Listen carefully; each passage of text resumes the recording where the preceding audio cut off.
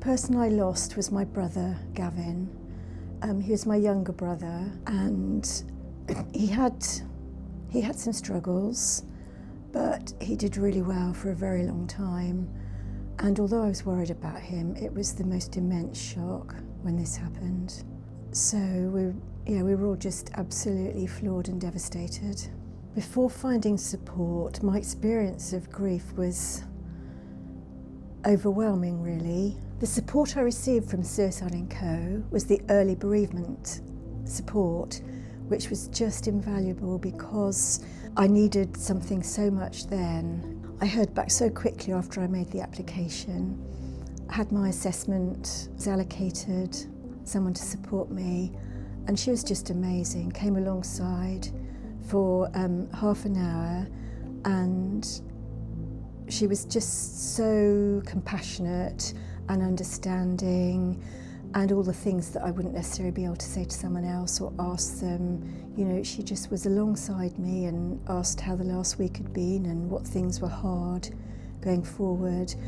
And I think the most amazing thing was just that support and someone saying everything, all these different rafts of emotions, you know, the sadness, the guilt, the if onlys, the what ifs are awful, but a totally normal part of it. They're great on the practical advice as well. I had so many conversations as well as about the grief and everything else with the person that helped me about practical things. And when you have a very distressing phone call with something administrative that shouldn't really matter in the whole scheme of things, but you have to deal with it and it's made difficult and it's very upsetting, and it was really good to be able to bounce those back off someone who's walked it and walked it with other people many times. What stood out to me most about the support I received was just being welcomed unconditionally into a safe space, and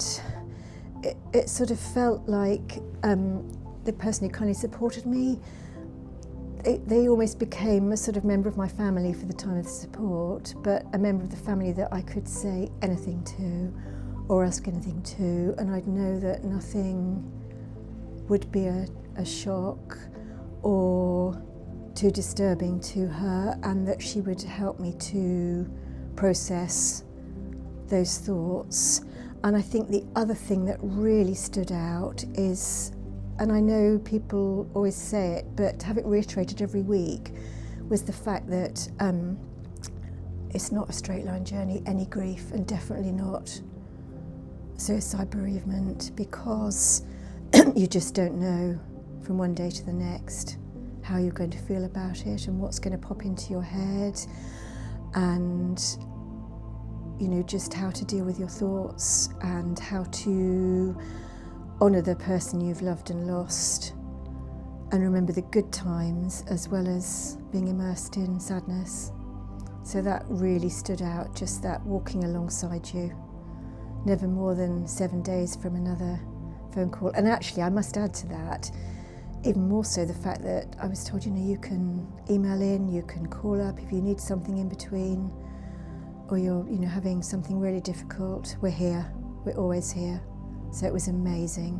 The things that have really stayed with me from mine and other members of my family's experience of Suicide&Co was the kind, compassionate and welcoming arms of them, and how reaching out, you just get an instant feeling of, we will help you.